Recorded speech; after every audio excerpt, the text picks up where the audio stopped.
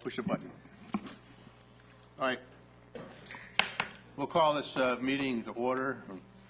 We'll have Bill Christoph, you're going to join us at the dais tonight. I don't know where you're going to sit. Do you have a chair for poor Bill? He already got fired.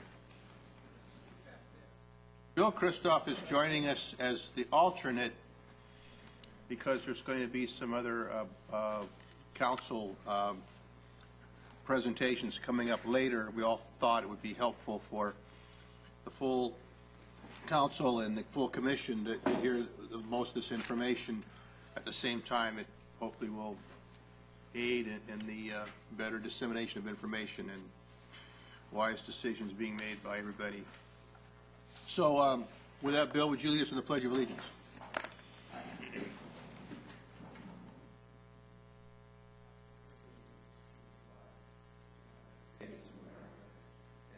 Republic stands one nation under God.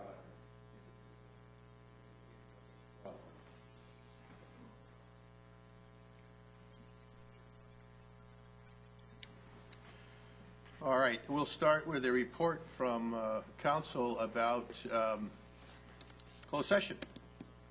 Yes, Mr. McGowan, the commission met in closed session to confer with legal counsel on one matter of significant exposure to litigation. No action was taken. All right, thank you. First item on the agenda is the presentation by the public on matters not otherwise on the agenda, but within the jurisdiction of the commission. Is there anyone here that wishes to address the commission on an item not otherwise agendized? Okay. Consent. We have items 2 through 5 on for consent. Does any member of the commission, oh, excuse me, I said 2 through 5, 2 through 7 on consent. Is there any member of the commission or alternate who wishes to pull that off for any questions, comments, or observations? Pardon? 4. Pull that off. Anything else? Okay, I would be happy to consider a motion to approve the balance of the consent agenda. Moved by Oscar, seconded by Ledesma. Thank you. All in favor? Aye. I hear no opposition or abstention. It's unanimously passed. I'd like to amend that it's actually number 3. I'm sorry about that. Okay, let's just let's see. How do we say that? Non-pro-tunc action. We will now declare 3 not acted on, but 4 has been approved by the body. So let's go to number 3. Yeah, Mike, I think on this is just a question on the reach out to the local engineering community. I know that there was no West Sacramento companies that were selected on this list of on-call engineering services. Is there a capability in West Sacramento? We did an extensive outreach of the engineering community. We had a very large job walk, if you will, with a number of firms that attended. Unfortunately, there were no West Sac firms that, and we also contacted the chamber, and as we do normally. And unfortunately, there were no firms that replied to the RFP from West Sacramento. But are there companies in West Sac that can do this kind of work, or is it a question of not having the capacity? At this point in time, there really is not that we know of firms that have port related experience, which was one of the key items in the qualifications for this.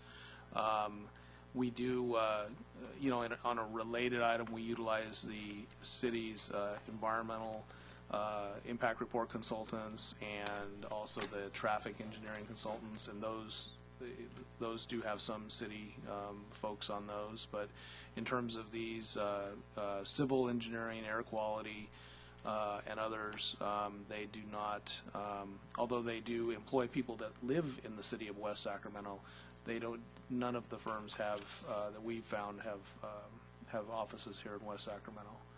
Yeah, I mean, I just like in subsequent reports just to maybe clarify that outreach a little more clearly. Okay. And it may not be an issue then at the next time. Sure. Appreciate it. Thanks. All right. You prepared to take action on that? Moved and seconded by Oscar. All in favor? Aye. It's unanimously passed. Thank you very much.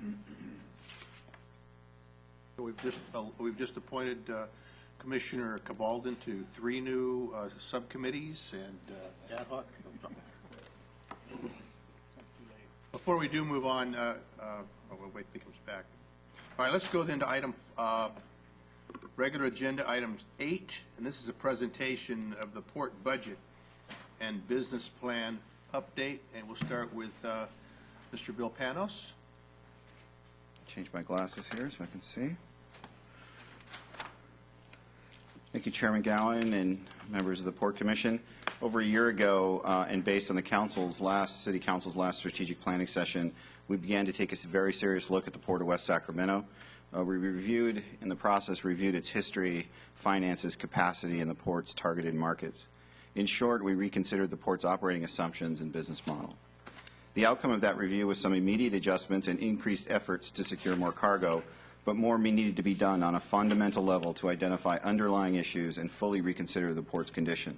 We started 3 efforts last spring. First, a review of finances, debts, revenue, expense, and to assure that we had the most accurate and complete numbers possible. Second, a team made up of both Port and finance staff to manage Port finances together and on an ongoing basis.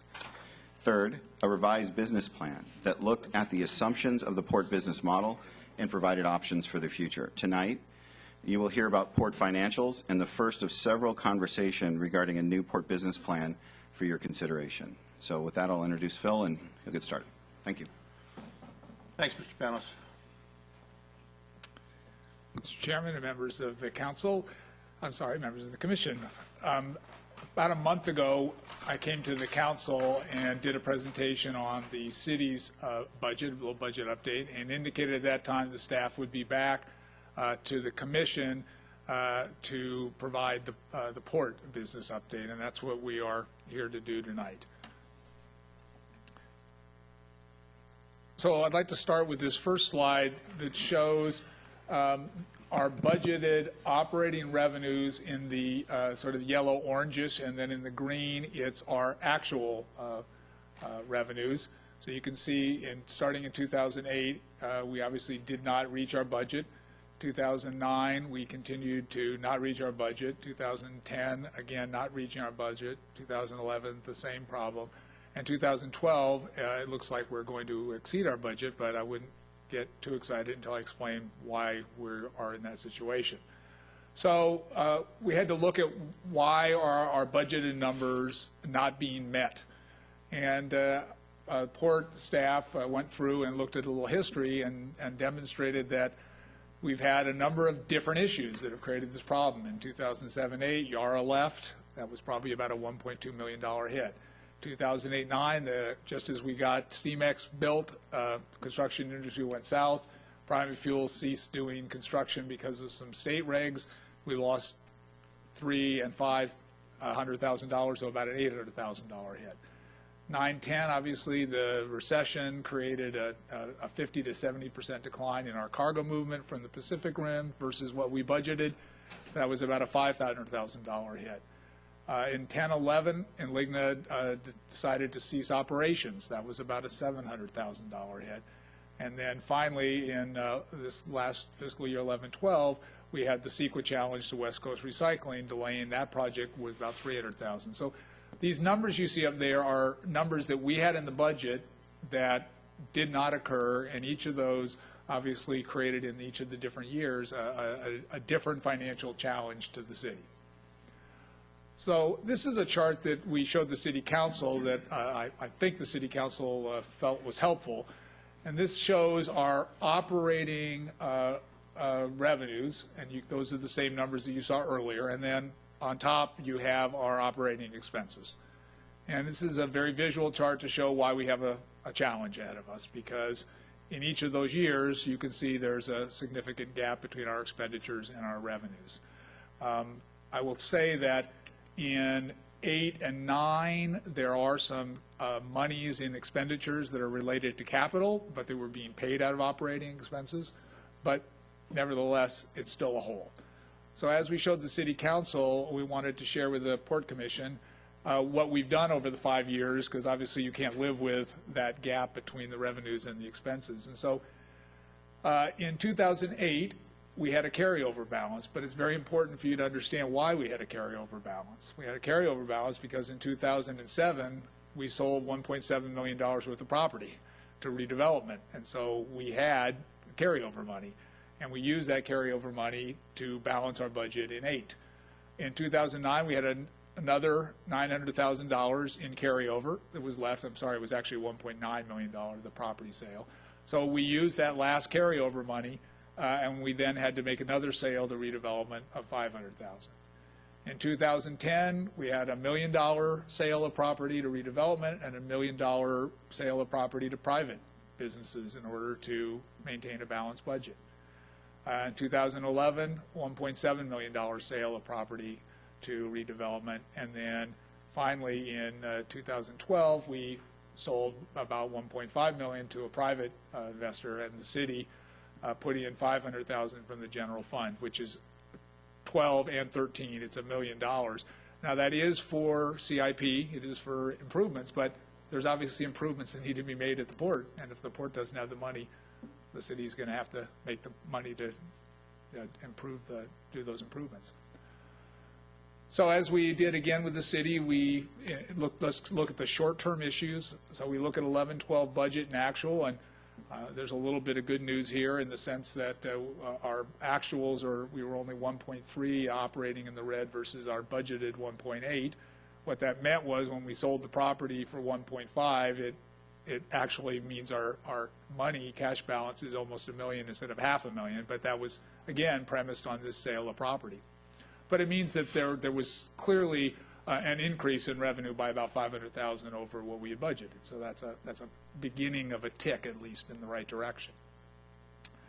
So you look at the 12-13 budget, and the bottom line is it looks like we're back to about a $2 million deficit with balancing it out by selling $1.5 million of property and using half of the carryover money from the prior sale of property. So that's the 12-13 situation that we face. Now we have some other additional things that are putting pressure on us right now in 12-13. So the revenue, that's a 12-13 budget, and we have the European debt crisis, we have the Chinese commodity market, and so it is unclear whether we're going to hit, those numbers that we have in the revenue. And in fact, the port staff is concerned that there may be as much as a $700,000 loss of revenue due to these two events.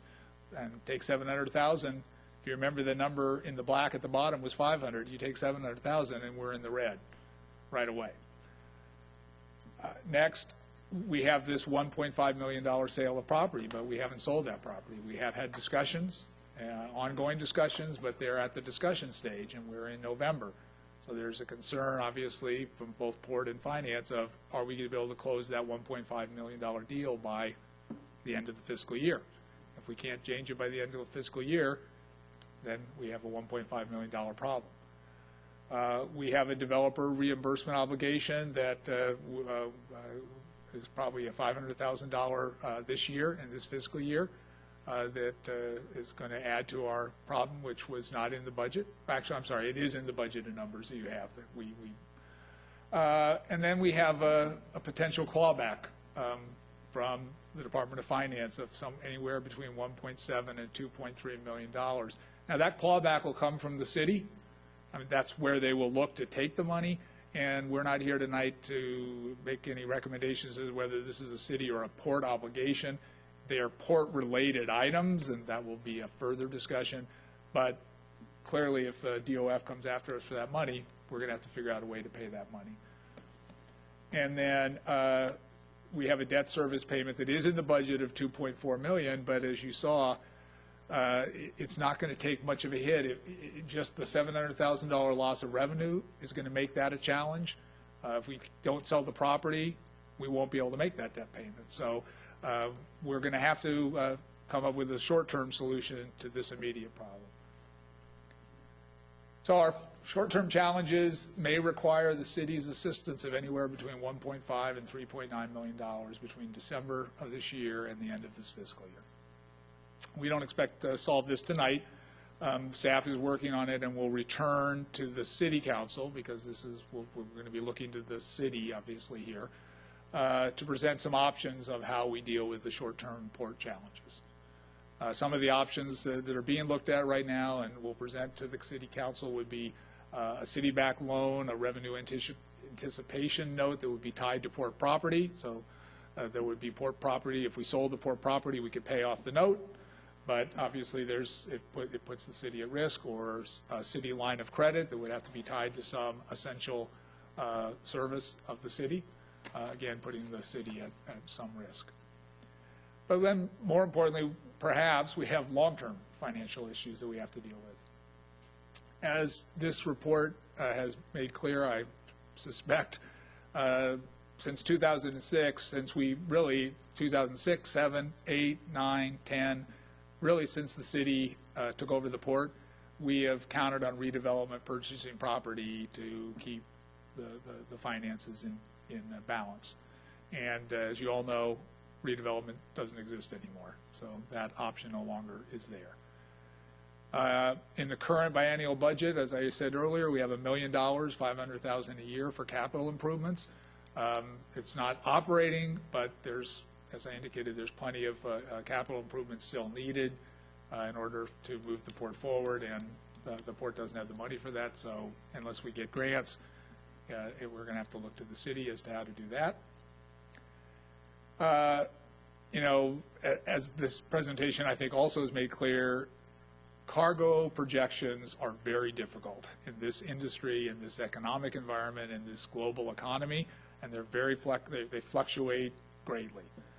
And finally, as you can see, even when we eliminate our last debt payment at the end of this fiscal year, and we no longer have that, we have about a $1.8 million debt, and you take that out, you can see that our budget is so tight that any fluctuation of $500,000 is going to create ongoing need for the city assistance in order to maintain a balanced budget.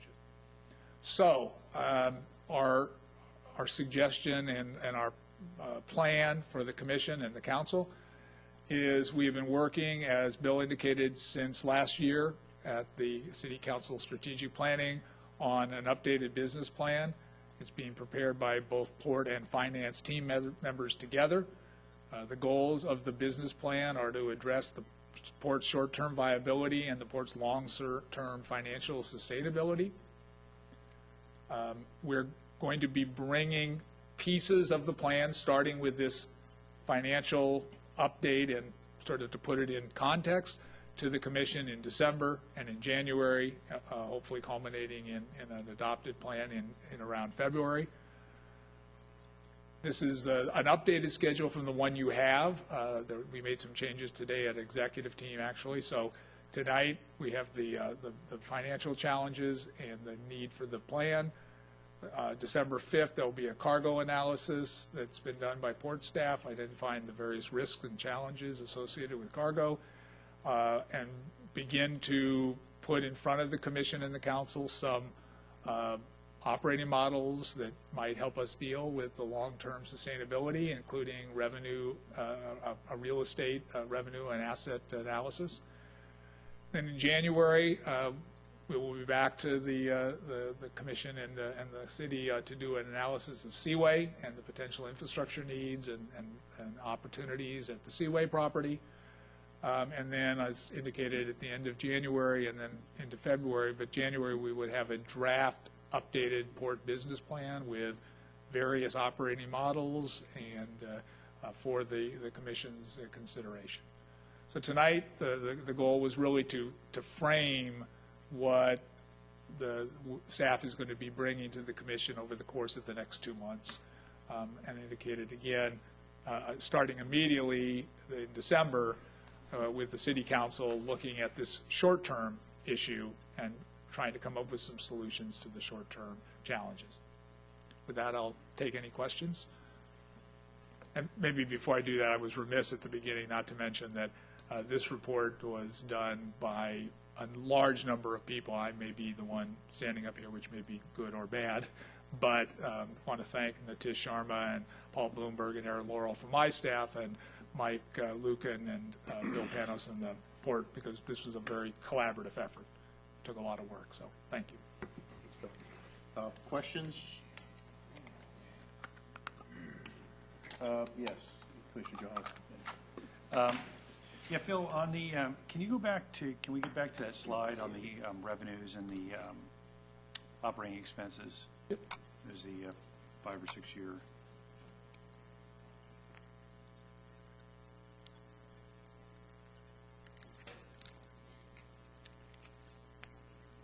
Mr. Chairman, while we wait for that slide, I'd also like to recognize SSA. Carlos de Jesus is here. We've asked SSA, our partner in operating the port, to help us peer review our documents. They did on the financial documents. They're going to help make the presentation on the December 5th Port Commission meeting on the cargo analysis. And the longshoremen are also here represented, and we've briefed them in terms of the schedule, with the notion that we're all in this together. I mean, if the port's going to be viable, it's going to really require all of us to put our input in and come up with a viable solution. Yeah, it's actually the one that has the numbers, not that I think is a couple more ahead of that. That one right there. So when I'm looking at the port administration and maintenance, and it's not just that, but I mean, the debt service is what it is in terms of what we're obligated to.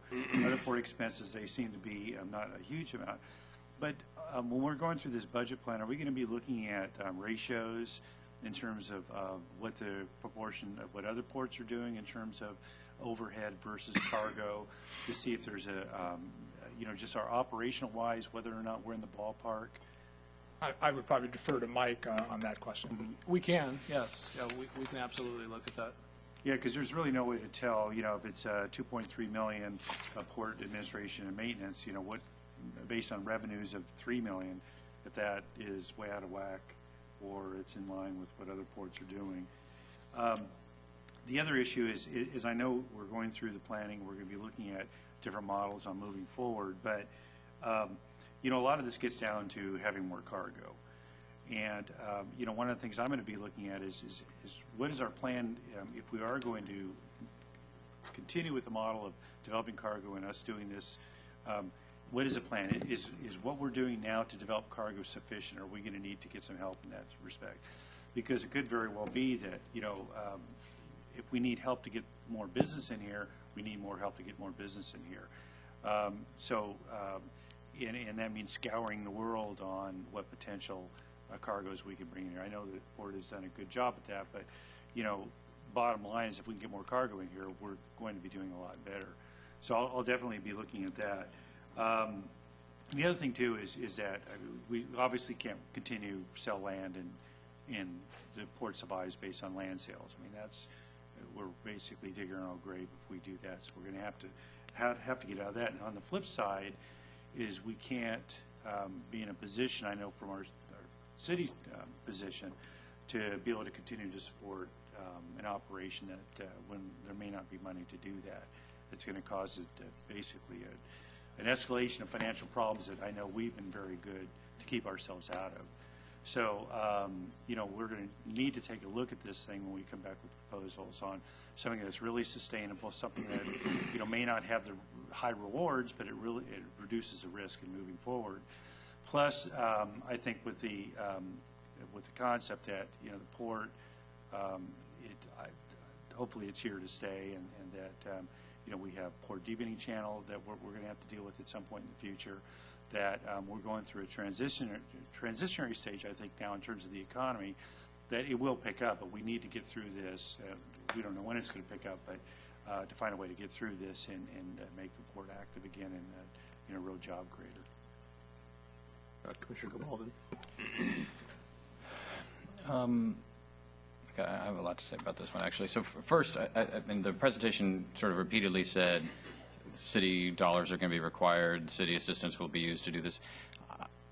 I mean, the council will obviously be the ultimate judge of this, but I don't think we should be in any way presuming that that's going to be the case. I mean, I understand that staff has, as a matter of accounting practice over the last couple of years, blended our financial reporting together, but that isn't the port district, as we've said to the governor and the Department of Finance repeatedly over the last 2 months, is a independent, separate district, and we have other calls on the cities bare bones budget as well. And so while it's certainly not ruling it out, it should also not be sort of stated matter-of-factly that if there is a shortfall, near-term, mid-term, or long-term, that the city, the taxpayers of the city, are going to be expected to foot that bill. That wasn't part of the deal when we took the governance responsibility. We've invested more. The city has already invested more than the County of Sacramento, the County of Yolo, the City of West Sac, and the City of Sacramento did through their joint arrangements together for the entire history of the port prior to that. So we've done our part of the deal and more, and so we have to actually solve this for real. And I mean, there's a lot. With respect to the budget, we're going to need to go through every line of this budget to make sure that we do have spending under control in the way that Mr. Johannesson has said with respect to administration, but every piece of it. It requires almost a forensic budgeting approach for us. I think, as the commission, we are at a critical point. We are at a crisis point. I mean, the notion that, well, the city will cover $1 million or $2 million, that's just not realistic. And so we have to make quick, immediate, and in many cases drastic decisions. And they cannot be based, at least from my perspective, based on a hope that the cargo market will just turn around or that we'll do just a little bit better at recruiting cargo, because we haven't been that good at it. And I'm not, this is not an attack on staff or SSA or us individually. We haven't been, I mean, we've worked hard at it. I think we've done as well as we might, but that's not good enough. And even doubling cargo doesn't deal in some respects with some of the structural problems in the finances of the port. I mean, that would certainly help a lot, but that's not the end of the equation. And we don't know how to double cargo. We just don't. And so this is just going to require some pretty radical solution. I don't know what that is. I mean, it could mean a variety of different things, but it doesn't mean just turning the knob a little bit or doing something a little bit differently or working just a little bit harder or pushing people to do a little bit more. It's going to require something fundamental to get out of this kind of a hole that we've ended up in. And one of the reasons I want to see the budget is we have seen overly optimistic budgets at the Commission year after year after year after year. Not by any malice or deviousness, but there's always, every time there's been, well, we've got these 3 projects that are out there, whether it's the solar panels or in Ligna or whatever, none of which, 0 of which are online in the time since we've taken over.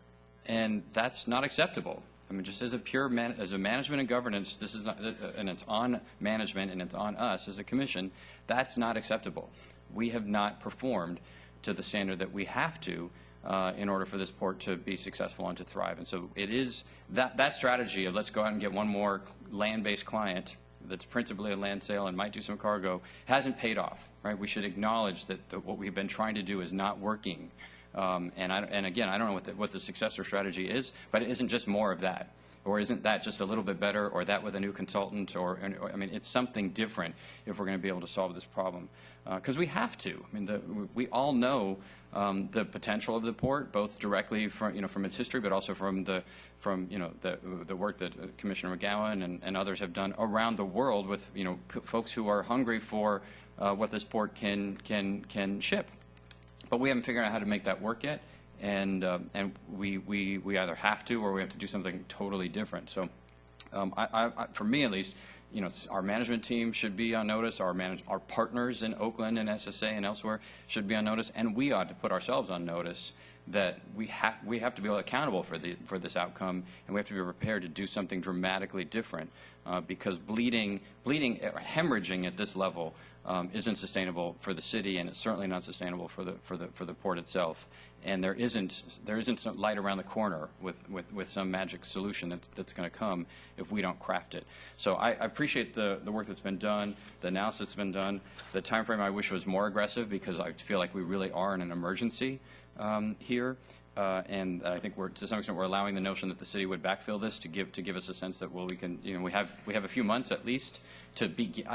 But if we're going to take a few months, we need to get to the solution in a few months. The few months is not to begin to have a conversation around what a set of solutions might look like. It has to be an actual action that's occurring in the next few months because we're out of money again, in a position that none of us wanted to be in, but we have to take aggressive action to solve it. So appreciate the report, but I think it points to a huge amount of effort and creativity and honesty and accountability for all of us that are involved in trying to make this port not just viable, but successful. Thank you, Commissioner. We'll go to Oscar and then Chris. I completely agree with the mayor's or the Commissioner Cabalden's comments. And I think if we were to be honest, in 2006, had we said that the budget that was presented to us this evening was what was going to be before us at the end of 2012, we would have said, let's just opt for the no port scenario right now because it just doesn't work. I mean, I think that was a very difficult conversation that we had to have at that time.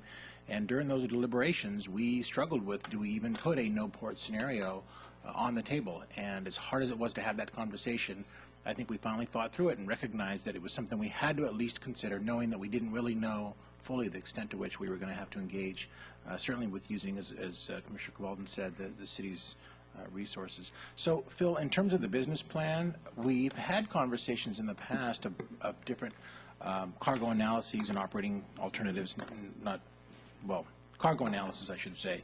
What should we expect to see in less than a month from now with the risks and challenges associated with new cargo sources? And I don't know if you know any more than what's before us in the staff report, but I guess what would be very helpful is to give us some sense of whether or not what we've considered for the last 5 years is realistic or not. I mean, I guess as Commissioner Cabalden indicated, a lot of these projects that we said if we can just get one of these or maybe two of these, or if we get all three, we'd be in the black by tomorrow. But I don't know if those, I mean, are those the kinds of things that we're going to be considering or looking at when we get the presentation on December 5th, or are we expected to see a completely different analysis or presentation on what kinds of potential cargo that we could actually use in the port? Commissioner, if I could say, I mean, this is sort of outside of Phil's domain, but we have talked with SSA, recognizing that, you know, they are worldwide. They operate ports around the world. We've asked for their expertise. We recognize the urgency of that. Mark Knutson, he's going to come down from Seattle, is working on that with us. So we will get sort of an independent assessment and also a focus on what we can do to help market this port in the short term. So it's a little difficult, I think, for Phil to know that. But we have been talking to SSA, and Carlos de Jesus is representing SSA here tonight, but they will have a representative to assist us in making that presentation. Okay. And so I think what would be very helpful, I think, as indicated earlier, is not, you know, if, you know, in the next 5 years or the next 3, I mean, I think the urgency with which this has been brought to us ought to be reflected in the presentation that we get in December to say, immediately, this is what is realistic. I mean, this is what's potentially realistic immediately, this is what's midterm, and this is what's long-term, because we're going to have to make some decisions, I think, about how realistic we want or how much longer we want to continue to, you know, manage the hemorrhaging. So. I can say that the direction that was given to our two lead people on that, Rick Toft and Aaron Laurel, I think came from Commissioner Cabalden's statements a couple of times at the council, which is, you know, honest, straightforward, you know, numbers, and they are looking at those projections, and then we're having SSA, so we have the independent third party looking at their analysis to make sure that it is as accurate as we can make it. So I know they're trying to look at these numbers to give the commission, these are the numbers that we think, you know, we can produce. Commissioner Ledesma. Thank you, Chair. I agree with my colleagues on the commission to a large extent on all that's been said already, so I won't be redundant in sort of looking at the various components of what you've addressed. So I appreciate the report, but I'm kind of want to go to the short-term analysis you had, and more along the lines of where do we go from here. And I kind of share Commissioner Cabalden's view that I do feel a sense of urgency with this, and that we are in crisis mode. And I don't mean to say that with any flippancy or any lightness. You know, when numbers are thrown at to us, I think the number you said that any fluctuation in our budget of cargo of $500,000 or so could really teeter us one way or the other. There's a precariousness to where we are that demands us to be ever more vigilant on how we manage and financially manage this port. So I'm going to ask for something that's very simple, and that before the December meeting, I'd like to see a full financial statement of the port. Maybe the other board members or commissioners don't want to see it. I do. I want to see, I think Commissioner Johannesson had asked for seeing the list of expenditures that are there. With that kind of precariousness and fragility to this budget, it worries me, and I would just like to be able to see going forward some sort of regular reporting from our port director on where we are in terms of revenue coming in, what our port cargo projections for the month, where do they actually come in. So I think we just have to be sort of at, more than looking at where we are year to date, I'm looking at get to the more, I want to see updates on a month to date basis, because we are now making, I think it's been alluded to, we need to sort of put some urgency behind this business plan, because the January, February timeframe seems even far off. So that's just a recommendation for myself, because we will have to be making decisions. Most of this is short term. I mean, you talked about, I added up the numbers on even the short term. You have financial issues facing us is somewhere between, if I did the quick math, between $5.5 million to $7 million of throwing us off. That's a huge amount of assumptions and that we will have to contend with if all of them come in. So again, I'm just urging for us to find a way from a management basis going forward is have regular reporting on this. And I know we have these larger issues to go to, but I just want us to go in eyes wide open and be able to see full disclosure where we are. Would it be helpful if we took the one page, it had the 11-12 budget, 11-12 actual, and then the 12-13 budget. That's obviously rolled up. We could roll that out and provide that to commission, which is have all the line items that add up to those numbers? Yes. Okay. Well, we'll make sure We get just that. closed the books on 11-12, right? Yes. So we should have a full year of that and where we are Yes, we do. month to date and year to date on 12-13. We will get that out to the commission. Commissioner, alternate Commissioner Christoph, any comments? Thank you. Brave of you to stand up there. A couple comments. I think that actually the response from the commission is, I would say good, but I think it's appropriate. So I was speaking with Bill and Carol Richardson today at the high school about when we incorporated in and how we set the tone back in the day of action here in the community, and how we took on difficult tasks that others thought we couldn't do, and we didn't shy from them. We looked them in the eye and we took it on and we made things happen. And quite frankly, this community has just soared from that point and gone way beyond our wildest imaginations. But it's fundamentally based on accountability and wise counsel and direction. So we're at one of those moments here in West Sacramento. I don't think I need to say much about my reputation of being a fanatic about supporting the port. I mean, I also told a story about how in 1993, I think it was today, when the port opened up, I was 15 years old and I sold snow cones and made $75 over 3 days. It was an incredible amount of money in those days. If I could have found somebody to buy me some beer, I would have been able to purchase quite a bit of it. I put it away for my college fund, of course. But I've been involved and interested and supportive of the port since then. So it's not it's not just rhetoric. And I think and I appreciate us getting this really dose of cold water at this point in our face, and look at the reality. And we need to do this plan. But I don't think it's complete unless you also flesh out Plan B. We have to have something as policymakers to balance this, to balance our direction. That's all we really do. We watch the budget and we make policy direction, and we're good at that. And it's fundamental to the well-being of the community. But in order to do that, you got to have all the cards on the table to pick from. And I never thought I'd say this, but I'll say it tonight. We have to be able to look at what the alternatives are And the alternatives may be untenable or unimaginable or something we just can't even consider, but we have to see what they are and what the impacts of those would be and what the cost would be and what the upside, if there is any. Without that part of the analysis, then you're going to just keep chasing yourself. So I'm ready to have that it be part of our conversation.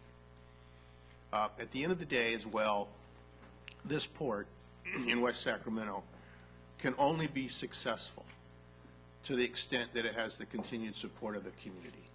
And that goes way beyond what we think should happen. We represent the community, but I've been doing this too long to believe that, you know, that the role, the direction of this community comes solely from us. It comes up from the bottom. That's why West Sacramento is as successful as it is. It doesn't come up from this down. And the community is very wise in West Sacramento about what it wants and what it doesn't want, what it will support, what it believes it's beneficial. My sense is that a successful port, a profitable port that brings in revenues to the jurisdiction, to the community, provides good jobs like we do now, creates benefit to the community, will be supported by the community, even with some inconveniences of traffic and lights and bells and noises and stuff like that. Because we are running a very clean port, and it's you know, under the, quite frankly, under the mayor's philosophy and urging, we're continually trying to become cleaner and more friendly to the rest of the community, and I think we should be proud of that. So the community will support that, but not at any cost. There's a limit to their patience and their support. We have to be able to always present to the community the value and the good stewardship, and I think they'll stay with us. If it's not there, it's not there, and we have to be courageous enough and intelligent enough and direct enough to recognize that if that's the situation. I hope it's not. I'm not saying that I want to see that happen, but we have to see the alternatives. So whatever they are, I think there's things that we should start to consider, and at least from the standpoint of being able to balance them against what would it take to make this port the kind of profitable and beneficial operation that we have all wanted it to be, that I've supported since 1963. I want to get there. I'll do everything I can to get us there, but I think we have to have it all on the table.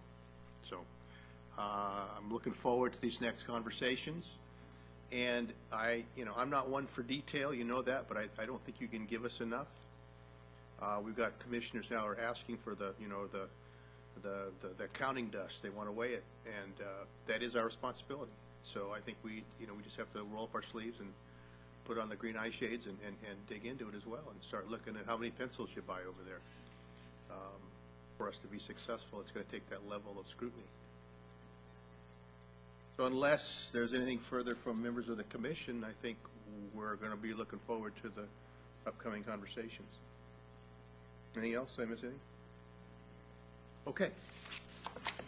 That completes that particular agenda item. We'll go to our general administration function very quickly because I don't want to hold the council. They have a closed session. Any commission reports? No. CAO report, that would be you, Marty. And from the manager? Any more of a buzzkill you could throw on us tonight? All right. In that case, this commission is adjourned. Thank you very much for being here.